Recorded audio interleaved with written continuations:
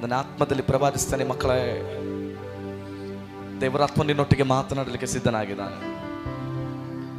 ದಾಹ ಇರುವವನ ಮೇಲೆ ಜೀವ ನದಿ ಸುರಿಯಲ್ಪಡುತ್ತದೆ.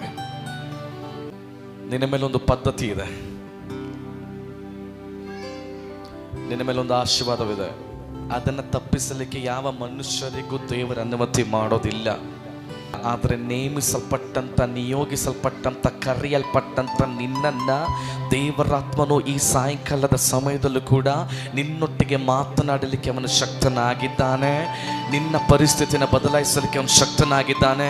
ನಿನ್ನ ಜೀವಿತವನ್ನು ಬದಲಾಯಿಸಲಿಕ್ಕೆ ಅವನು ಶಕ್ತನಾಗಿದ್ದಾನೆ. ನಿನ್ನ ಪ್ರಾರ್ಥನೆಯನ್ನು ಕೇಳಲಿಕ್ಕೆ ಅವನು ಶಕ್ತನಾಗಿದ್ದಾನೆ.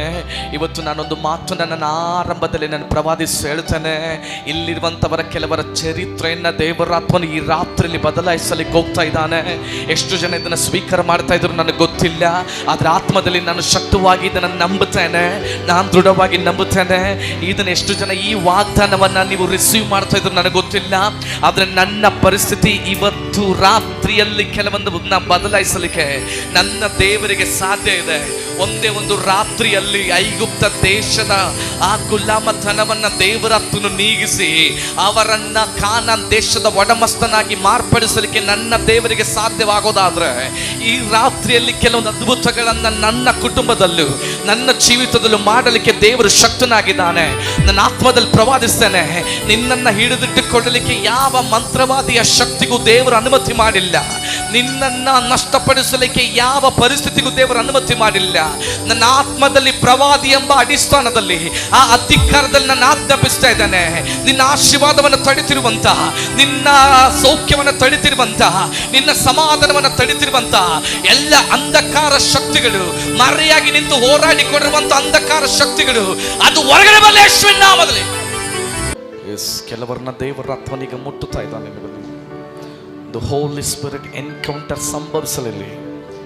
ಪರಿಶುದ್ಧಾತ್ಮನೊಟ್ಟಿಗೆ ಕೆಲವೊಂದು ಸಂಬಂಧವನ್ನು ಇವತ್ತು ನಿಖರಪಡಿಸ್ಕೊಡ್ರಿ. ಇಷ್ಟು ದಿವಸ ಅವನೊಟ್ಟಿಗೆ ಬಿಟ್ಟು ಜೀವಿಸಿದಂಥ ಜೀವಿತ ಸಾಕು ಮಕ್ಕಳೇ. ಇವತ್ತು ದೇವರಿಂದ ನನ್ನ ಜೀವಿತ ಕೆಲವೊಂದು ಹಂತಗಳು ಬದಲಾಗಲಿ ಎಂಬುದಾಗಿ ಮನಸ್ಸಿರೋರು ಮಾತ್ರ ದೇವರ ಸಮ್ಮುಖದಲ್ಲಿ ಅವನೊಟ್ಟಿಗೆ ಮಾತನಾಡಲಿಕ್ಕೆ ಪ್ರಾರಂಭ ಮಾಡ್ರಿ. ಅವನೊಟ್ಟಿಗೆ ಮಾತನಾಡಲಿಕ್ಕೆ ಪ್ರಾರಂಭ ಮಾಡ್ರಿ.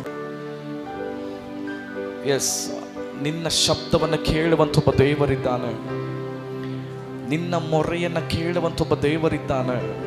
ನಿನ್ನ ಕಷ್ಟಗಳಿಗೆ ಪ್ರತಿಕ್ರಿಯಿಸುವಂಥ ಒಬ್ಬ ದೇವರಿದ್ದಾನೆ.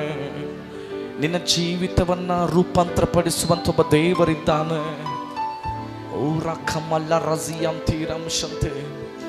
ನನ್ನ ಆತ್ಮದಲ್ಲಿ ಮತ್ತೆ ಹೇಳ್ತೇನೆ, ನೀನಿದ್ದಂಥ ರೀತಿಯಲ್ಲಿ ಇಂದು ಇರೋದಿಲ್ಲ. ಈ ರಾತ್ರಿಯಿಂದ ನಿನ್ನ ಜೀವಿತವನ್ನು ಬದಲಾಯಿಸುವಂಥ ಒಬ್ಬ ಶಕ್ತನಾದಂಥ ದೇವರ ಸಾನ್ನಿಧ್ಯದಲ್ಲಾಗಿದೆ ನೀನು ನಿಂತಿರೋದು, ನೀನು ಕೂತಿರೋದು, ನೀನು ಅವನ ಶಬ್ದವನ್ನು ಕೇಳ್ತಿರೋದು. ಮನುಷ್ಯನಾದರೆ ಮನುಷ್ಯನ ಮುಖಭಾವವನ್ನು ನೋಡಿ ಮಾತನಾಡ್ತಾನೆ, ಆದರೆ ನನ್ನ ದೇವರು ನಿನ್ನ ಹೃದಯವನ್ನು ನೋಡಿ ಮಾತನಾಡುವಂಥ ದೇವರಾಗಿದ್ದಾನೆ. ನನ್ನ ದೇವರು ನಿನ್ನ ಹೃದಯವನ್ನು ನೋಡಿ ಮಾತನಾಡುವಂಥ ದೇವರಾಗಿದ್ದಾನೆ. ನನ್ನ ದೇವರು ನಿನ್ನ ಪರಿಸ್ಥಿತಿಗಳನ್ನು ನೋಡಿ ಮಾತನಾಡುವಂಥ ದೇವರಾಗಿದ್ದಾನೆ. ನನ್ನ ದೇವರು ನಿನ್ನ ಕಣ್ಣು ನೀರನ್ನು ಒರೆಸುವಂಥ ದೇವರಾಗಿದ್ದಾನೆ. ನನ್ನ ದೇವರಿಗೆ ಎಲ್ಲವೂ ಸಾಧ್ಯ ಎಂಬುದಾಗಿ ದೇವರಾತ್ಮನ ಹೇಳ್ತಾ ಇದ್ದಾನೆ. ನೀನು ಅಡವಿಯಲ್ಲಿದ್ರು, ಮರುಭೂಮಿ ಅವಸ್ಥೆಯಲ್ಲಿದ್ರು, ಹಾಗರಳು ಮರುಭೂಮಿಯಲ್ಲಿ ನಡೆಯುವಂಥ ಅನುಭವದಲ್ಲಿ ಮರಣವನ್ನು ಮಾತ್ರವೇ ನಿರೀಕ್ಷಿಸಿ ಅವಳು ನಡೀತಾ ಇದ್ದಾಳೆ.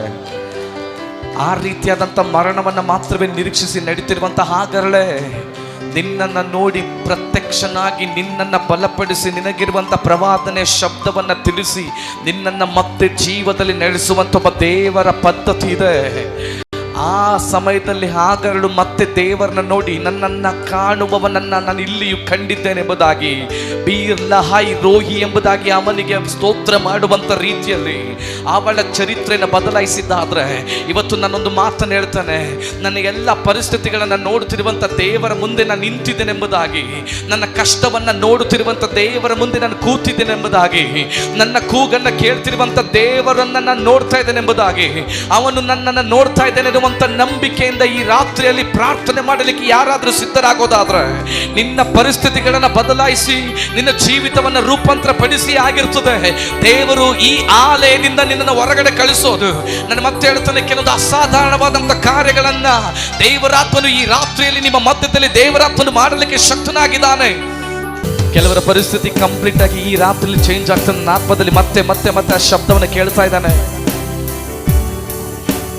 ನೀನು ಏನನ್ನು ನಿರೀಕ್ಷಿಸಿಕೊಂಡು ಈ ಪ್ರಾರ್ಥನೆ ಕೂಟದಲ್ಲಿ ಭಾಗವಹಿಸ್ತಾ ಇದೆಯೋ, ಆ ಪ್ರಾರ್ಥನೆ ಕೂಟದಲ್ಲಿ ಇರುವಂತಹ ಕೆಲವು ಬಿಡುಗಡೆ ಶಕ್ತಿಗಳು ನಿನ್ನ ಕುಟುಂಬದಲ್ಲೂ ನಿನ್ನ ಜೀವಿತದಲ್ಲೂ ದೇವರಾತ್ಮನ ಅದನ್ನು ಶಕ್ತವಾಗಿ ಮಾರ್ಪಡಿಸಲಿಕ್ಕೆ ಹೋಗ್ತಾ ಇದ್ದಾನೆ.